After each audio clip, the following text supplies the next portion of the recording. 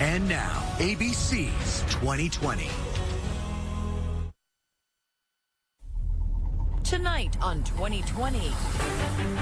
So why do people in this community continue to believe that you killed your wife? A game changer just last week in the story you may think you know. A New York man going on trial. Cal Harris says he did not kill his wife. Cal Harris, the millionaire husband, the nasty divorce. Michelle, the wife and mother who went missing on 9/11. But after 15 years and 4 different trials, did everyone get it wrong? Who has a dog in the fight? Who's got skin in the game? He does. For the first time since learning his fate, the man on the hot seat speaks out to 2020. You'd be hard-pressed to think about this as a backdrop for a murder, right? Well, there wasn't a murder here. Something happened here. No, nothing happened here. But if it didn't, then where has his ex-wife been for the last 15 years? You've got no murder weapon. You've got no body. They live on over 200 acres, a property, plenty of places to make someone disappear. Yes. How's your camera rolling? 2020 has been on the case for 2 years, combing over every inch of the investigation. The real crime scene here is out at the front gate where Michelle Harris's van was formed. Charred clothing in a fire pit. There's a bra strap. There is a button. And other men in the area that night. For more than a decade, have they been chasing the wrong man? What we have on them is going to be shocking. Everyone's going to be shocked. I'm prepared to be shocked now. Tell me. Bad blood. Good evening. I'm David Muir. And I'm Elizabeth Vargas. Tonight, the finish line of an almost unheard of event in a murder trial. Make that murder trials. Cal Harris tried an almost record-breaking 4 times for the same crime. A total of 36 jurors weighing in on the case. And what's even more bizarre, in this case, it was a murder trial without conclusive evidence that a murder even took place. No body after 15 years. So after watching here tonight, what will you think happened to Michelle Harris? We're live on Facebook and Twitter. Let us know. Here's Matt Kupman. Driving the twisting roads of upstate New York, you'll find your fair share of scenic riverside views and plenty of indications the area is part of the haunted trail of New York State. But off this remote mountain road in Tioga County, something else seems haunting. In this vegetable garden lies a pile of charred trash and rubble. But it's not your garden variety heap. The soot and cinder may hold answers to a 15-year-old mystery. It looked just like a place where you would maybe have a bonfire during a party. Working with forensic archaeologists, these private investigators believe they've discovered critical clues in the disappearance of 35-year-old Michelle Harris, a woman missing since 2001. What comes out of here is a series of what I'll call artifacts.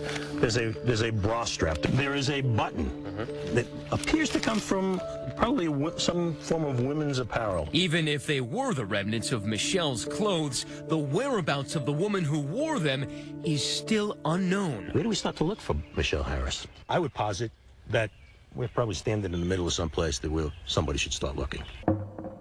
But Michelle's disappearance would have the misfortune of coinciding with the terror attacks on 9/11. 225 miles away in New York City, it was September 11th, 2001, and with state troopers pouring into New York City by the hundreds, they left behind a skeleton staff, barely able to investigate a missing wife and doting mother of 4. Michelle was a good, loving, laughing, great person, mom, friend. Barb Thayer was the Harris family nanny who helped Michelle care for her 4 young children. She loved the babies, loved being pregnant, she loved being a mother. For 6 years, Thayer worked for Michelle and her husband Cal, one of the biggest fish in a small county.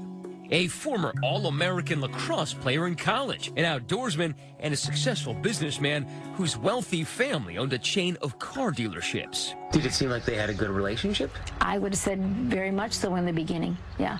When Michelle first met Cal Harris, she was working in the office at one of those dealerships, as Cal recalled when 2020 first interviewed him in 2014. She was just a stunningly beautiful girl.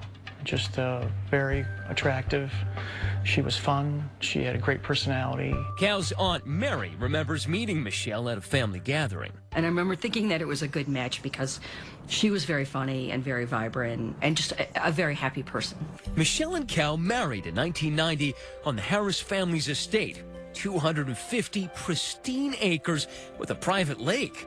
29-year-old Cal was a divorcee, but the marriage was Michelle's first. It was a storybook wedding for sure at Empire Lake. She had this precious sort of country wedding gown, and the bridesmaids were dressed accordingly. The couple lived in this house high on the hill, and after 4 years of marriage, their first tow-headed child, Taylor, was born, followed quickly by his sisters, Kayla and Jenna, and finally, baby brother, Tanner. 4 children in 5 years. Friends say Michelle was a busy, now stay-at-home mom. She was amazing with the kids. I'd go in the morning and things would be in disarray, and she'd sit at the counter and paint the girls' fingernails and toenails while the sink was full of dishes. Things like that. But those things didn't bother her. Michelle's husband, Cal, says that while they wanted a large family, their relationship became strained under the weight of constant child care. You certainly complicated things by having more kids, no question about it. Things went from strained to toxic just about the time their last child, Tanner, was born. Cal Harris admits he had an affair, and friends say Michelle was devastated when she found out. Something happened in that last year or so. Something snapped. Maybe because she learned you were cheating on her. There had been tension and rift between us before that. Cal says Michelle had an affair too. And in January of 2001, after 10 years of marriage, Michelle Harris filed for divorce. Michelle's family said that she came to them and said that Cal told her he could make her disappear. Although they declined our request for an interview, listen to what Michelle's sister-in-law Shannon and brother Greg Taylor told CBS News. I got the perfect place to put your body. They'll never find you. That's not something you say unless in the back of your mind you think that, you know, I might just do this. That was something that supposedly Michelle said to them about something that I supposedly said to her. But that was not true. So there was no rage. There was no anger. Things were going well here at the house.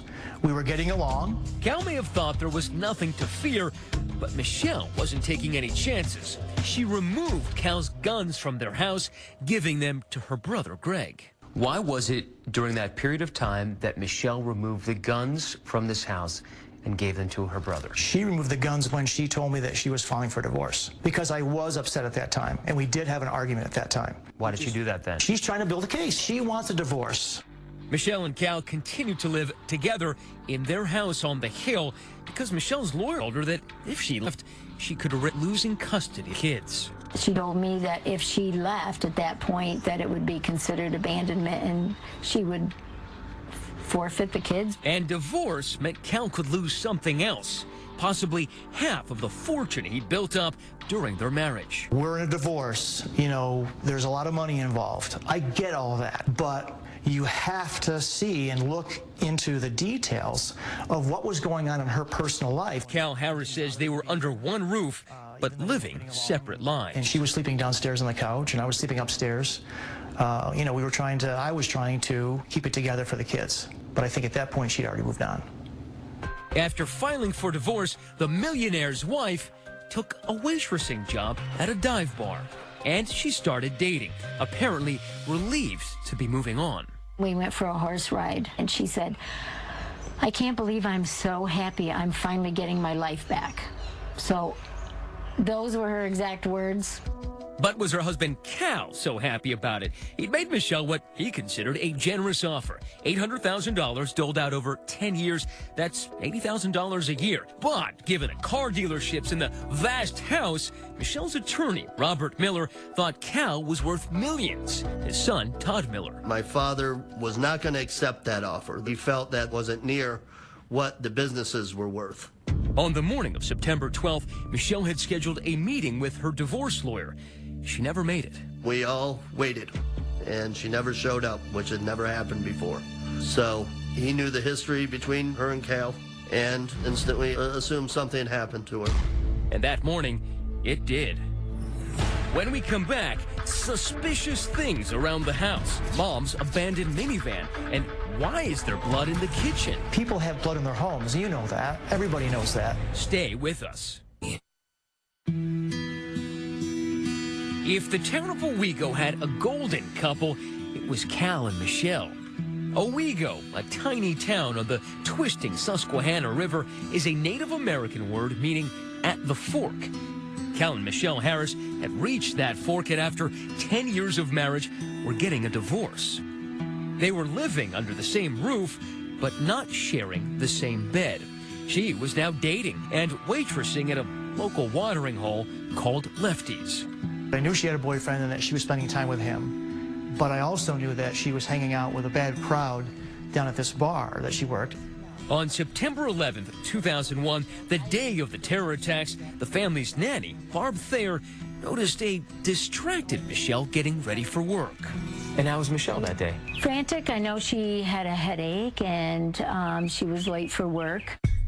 After the dinner shift ended at 9 p.m., Michelle had some drinks with coworkers at Lefty's to unwind and talk about the country's unimaginable day. Then she left to visit her new boyfriend, 23-year-old Brian Early, who insists Michelle returned home before midnight.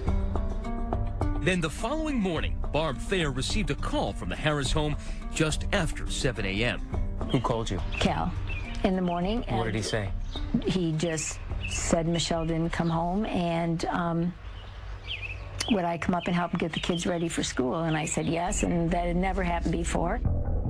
Concerned, Thayer quickly drove to the Harris house. She immediately noticed something strange. Michelle's Ford minivan sitting at the end of their long driveway with no one inside. Keys in the ignition. From the time that you rolled into that driveway and saw that minivan, how long did it take you to know what happened? Say maybe 4 minutes. 4 minutes until Thayer says she started to suspect foul play. She rushed to the house to get some answers from Michelle's estranged husband, Cal. I asked where Michelle was, and I was told that she went to New York City. Went to New York City? I doubt very seriously that anybody would have even been able to get into New York City on September the 12th. It was just a completely implausible, nonsensical tale. Yeah, it was like a blood-draining moment. The hair stands up on the back of your neck, and you just know something. Thayer says she found it curious that Cal seemed more concerned with getting the kids packed off to school than locating his wife. He asked her to retrieve Michelle's car from the end of the driveway, and off he went to work. The only ones panicking, it seems, were Michelle's friends. Listen to this frantic voicemail from her friend, Nikki Burdick.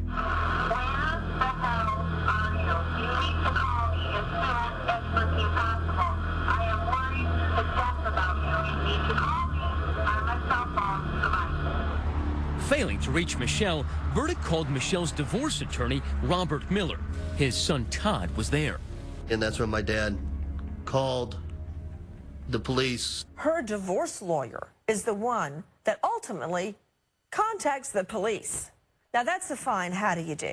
Common sense dictates that you do. Call the authorities. Good grief, my wife's not home. But was it foul play, or had Michelle run off?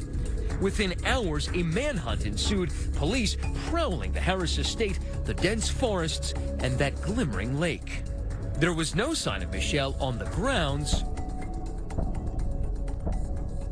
and inside the house, nothing seemed amiss at first. But upon closer examination, investigators find something alarming. Blood. Tiny droplets of blood, some spattered in a kitchen alcove, on the door, and on the rug. And just beyond, through the door, police found what appears to be dried blood under peeling paint on the garage floor. Upon closer examination, it seemed to investigators that someone had tried to wipe it up. DNA testing confirmed some of the blood was Michelle's. Why they have Michelle's DNA on them? Not all of them have Michelle's DNA on them. People have blood in their homes. You know that. Everybody knows that. This is not a crime scene. But police weren't buying what this car dealer was selling. And they were now eyeing Cal Harris, not as a spouse spurned, but as a potential murder suspect. A helicopter on top of my house. I could see the pilot's face hovering right over the roof of my home. Cal always understood that he was going to be a suspect. Yeah, I mean, it's, you know, they were going through a divorce, you know, there were domestic issues. But I also believe because he knew he was innocent, he had nothing to lose. Months went by, and the Harris children began to wonder about their missing mother. When they asked you where their mommy was, what did you tell them? Their mom was gone, and that she never would have left them, that she was taken from them. After 4 long years, there was still no Michelle, no murder weapon, and no smoking gun. But finally, there was movement. Police arrested their prime suspect, Michelle's husband, Cal Harris. The chatter that was going on at that time was sort of like a, well, it's about time type of attitude. Jury selection took a very long time. It was hard to find somebody that didn't know Michelle, that didn't know Cal Harris. When we come back, the wealthy car dealer on trial. A jury of his peers slammed the door on the car dealer, but facing life in prison, Cal gets a lifeline from a complete stranger. If somebody was on the outside looking in, it would almost start to look like a soap opera to them. You know, what's going to happen next in the Cal Harris case? You know, who's going to come forward next? Stay with us. 2020 continues with Bad Blood. Taylor, Kayla, Jenna, and Tanner Harris grew up on this placid lake. Their childhood, though, was far less tranquil. They barely remember their mom's disappearance in 2001, but they do remember their dad's arrest for her murder 4 years later. What was that like? It was pretty rough. We didn't get to say bye. We just came home one day after school, and our aunt, uncle, and our nanny were there and told us about it. Did they ever ask you, Daddy, did you kill Mom? No, they've never asked me that. Now, normally the biggest event around Owego is the annual Strawberry Festival. Cal, anything to say? But in May 2007, townsfolk got out their pitchforks for a different event. One of the wealthiest men in the county, Cal Harris, was about to stand trial. There was a lot of presumption that Cal Harris was guilty among all the residents in Tioga County. But the case wouldn't be as easy to sell as one of Cal's cards. That, according to ABC News legal anchor Dan Abrams and legal analyst and former prosecutor Sonny Hostin. You've got no murder weapon. You've got no body. You still have to be able to frame the story as a prosecutor. And so you're going to look at motive, you're going to look at opportunity, and you're going to look at behavior. When it came to motive, prosecutors say Harris had reason enough to kill his wife. You have a man who is in the middle of a bitter divorce. He doesn't want to give up half of his money. He doesn't want to lose custody of his children. There are a lot less reasons to kill someone. As for opportunity, prosecutors say Cal's estate wasn't just an outdoorsman's playground, but perfect grounds for foul play, despite that exhaustive search by authorities. They live on over 200 acres, a property that he knows extremely well. Plenty of places to make someone disappear. And finally, prosecutors point to Cal Harris's behavior. They say he wasn't exactly acting like a bereaved husband. He acted really strangely. He didn't ask about her well-being. That's a pretty good story for a jury. I think the prosecution had a great and compelling story. They just didn't have a lot of evidence. And that's the problem. That is the problem. But remember, prosecutors did have some physical evidence, that small amount of blood found inside the house. And the prosecution said the blood spatter pattern revealed that Michelle had been attacked with a blunt object. Jurors love the CSI effect. They love that kind of forensic testimony. You have that in this case. And ultimately, it was that blood evidence that largely carried the day. prosecutors scoring a stunning victory. Cal Harris was convicted of second-degree murder. Calvin Harris was convicted of killing his estranged wife, Michelle. A jury determined there was enough evidence to convict Harris of second-degree murder. I was in shock. I just went numb. All I could think about was that I'm not going to be going home. I'm not going to see my kids. And then, just days before he was to be sentenced, possibly for life behind bars, a stunning development that upends the entire case. From out of nowhere, this man emerges, a farmer named Kevin Tubbs, who plants the seeds of doubt. Claiming that at dawn on the day Michelle disappeared, he spotted not one, but two vehicles at the front of Harris's long driveway. Here he is telling CBS News what he saw. There's a man at the back of the pickup. There's a woman at the side of the pickup. She was a blonde-haired woman. It appeared that she was crying, and it appeared that he was a little upset. But how could Michelle have been alive that morning when prosecutors argue that Cal had killed his wife inside the house earlier during the night? If you believe Kevin Tubbs, you simply can't convict Cal Harris because the prosecution's timeline has been completely shattered. And sure enough, the judge found Tubbs' account to be credible. And to the dismay of Michelle's family and friends, he threw out Harris's conviction. The judge just looked down at me and said, "Unhandcuff him." And I just started bawling. I just started crying. The new evidence could possibly cause a different outcome. Calvin Harris is free on bail. But the prosecutors are relentless. In June of 2009, they put him on trial for a second time. Now, jurors hear Tubbs' account, and Harris himself takes the stand. And once more, the jury is not buying it. He's convicted again of Michelle's murder. He's headed to the slammer for 25 years to life. What was going through your mind? Just missing the kids growing up. Just missing all those special moments, those special events. But after spending over 3 years in prison, the topsy-turvy Tioga trial saga takes yet another astonishing turn, this time for Harris.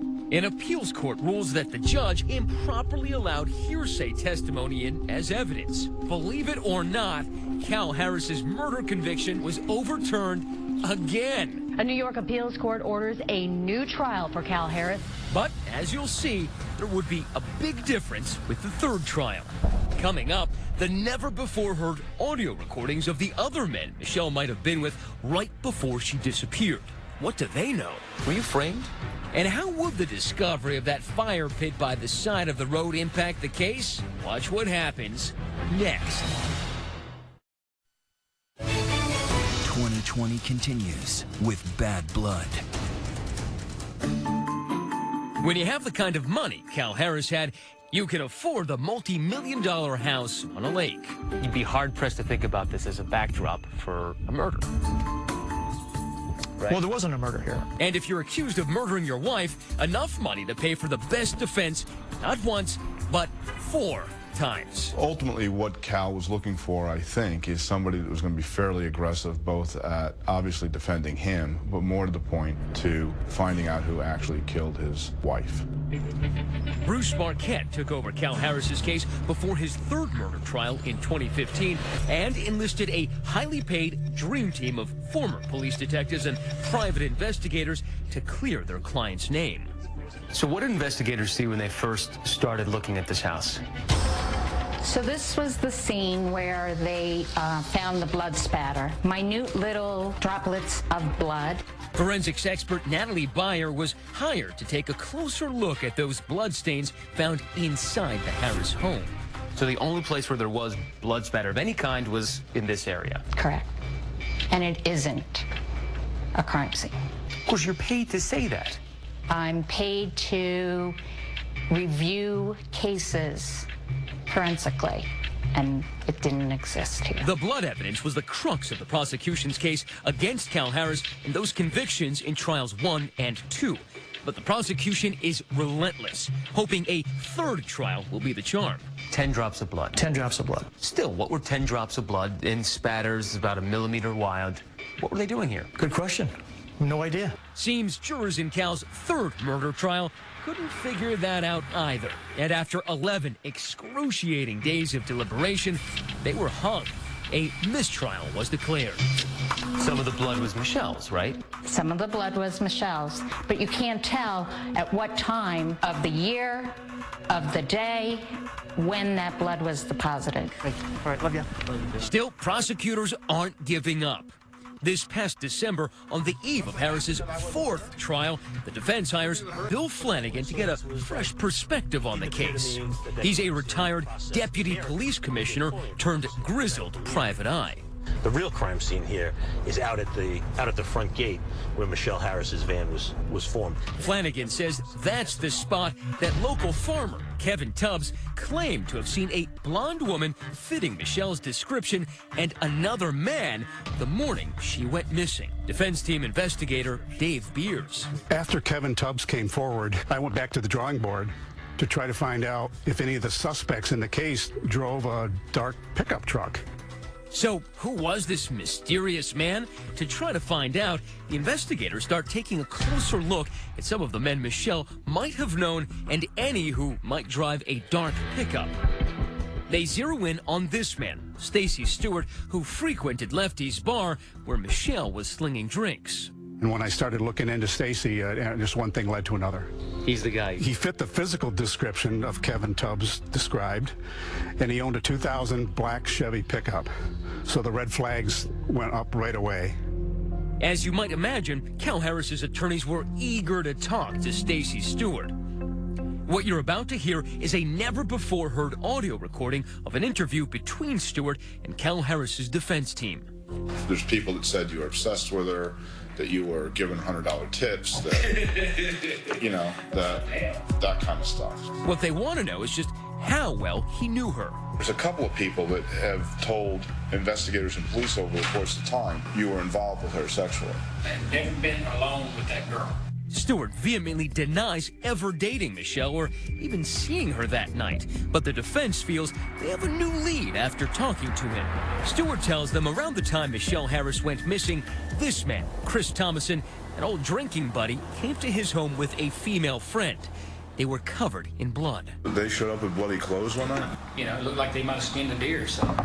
What'd they do with the clothing? They burned her. Which brings us all the way back to that fire pit. This is where Stacy Stewart claims that it was Chris Thomason who burned those bloody clothes. Remember that bra strap? The defense believes it could have been Michelle Harris's. What are these? There's a bra strap. There is a button that appears to come from probably some form of women's apparel. This is more archaeology than criminology. It is absolutely. You can see where this is going. These private eyes peering back into the past and seeing Stacy Stewart or Chris Thomason somehow linked to Michelle Harris's disappearance, or maybe even her murder. I don't know who's responsible for Michelle Harris's demise. What I believe at this juncture is that there are at least two people associated with this property in this pit that have more information than they've given to anyone at this juncture. Tonight, Chris Thomason sits in a Texas jail incarcerated for an unrelated crime. We reached out to him, but he declined comment. But on those audio recordings, he denies ever burning anyone's clothes. I didn't do anything. I don't know anything.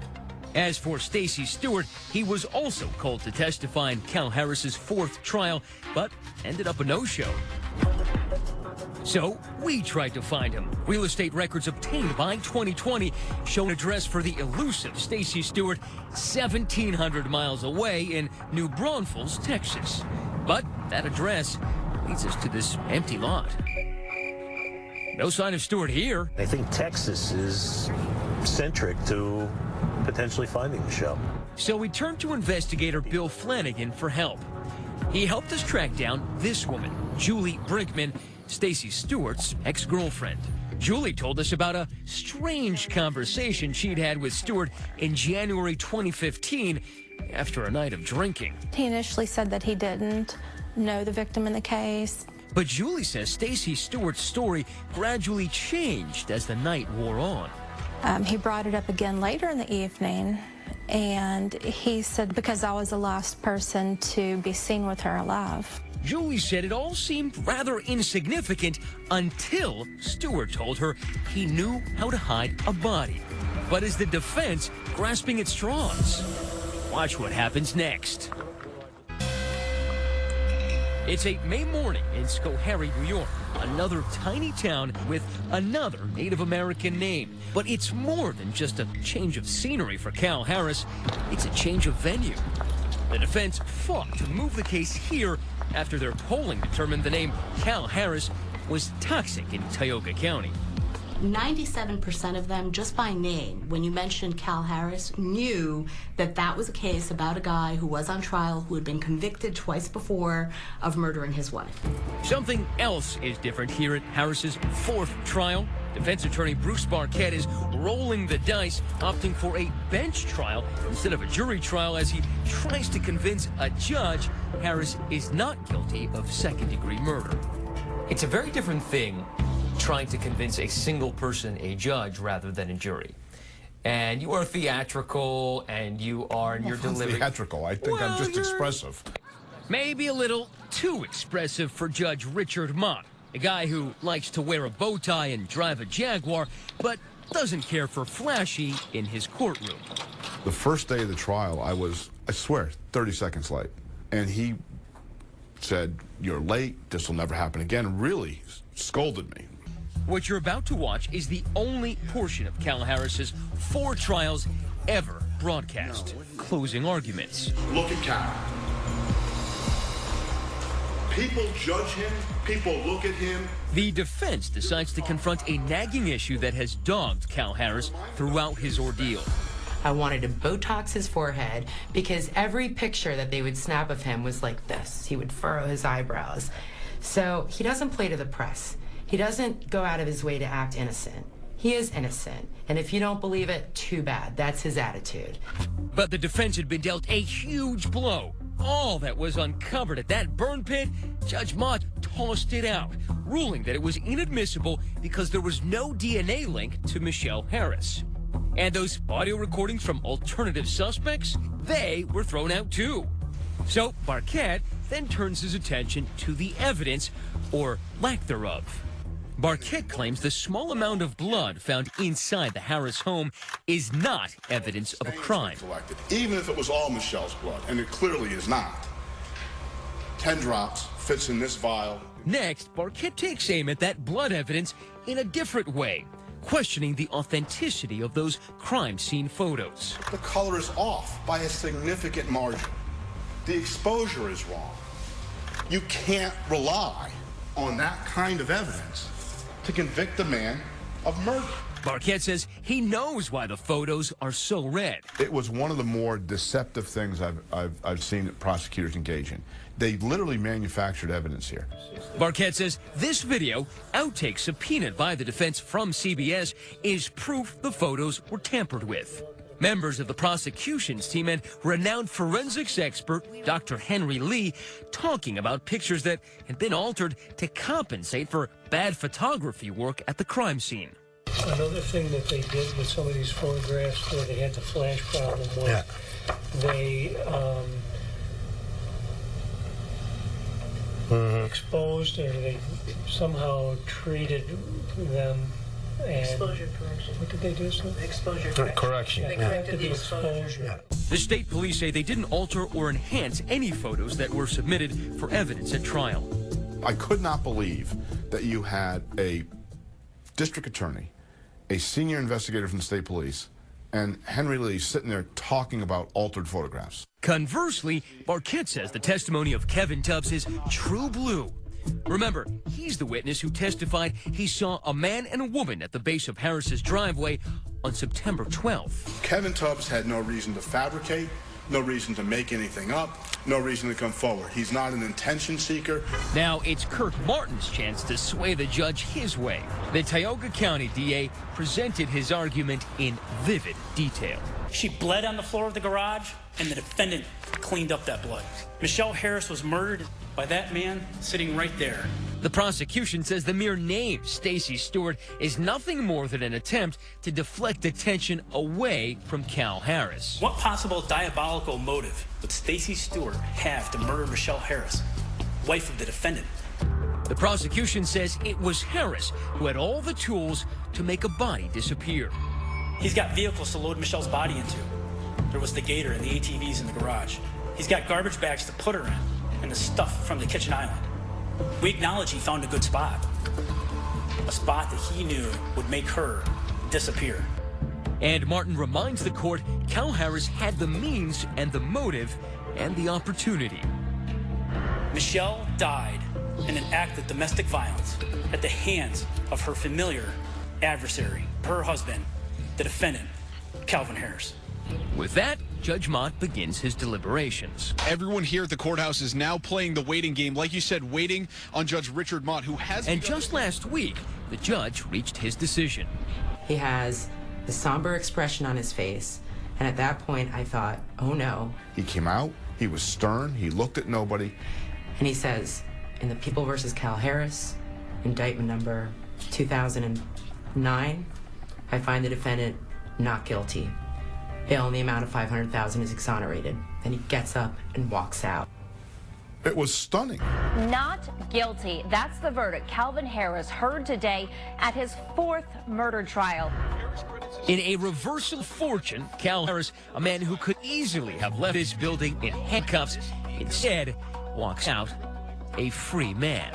I thought I was done, and I was numb. And then when he came back with the not guilty, I was shocked. I was truly shocked. Coming up, Cal Harris talking tough. What we have on them is going to be shocking. Next. After more than a decade, Cal Harris has finally shaken his legal albatross. 3 times I've been ripped away from my kids. And that's been hard.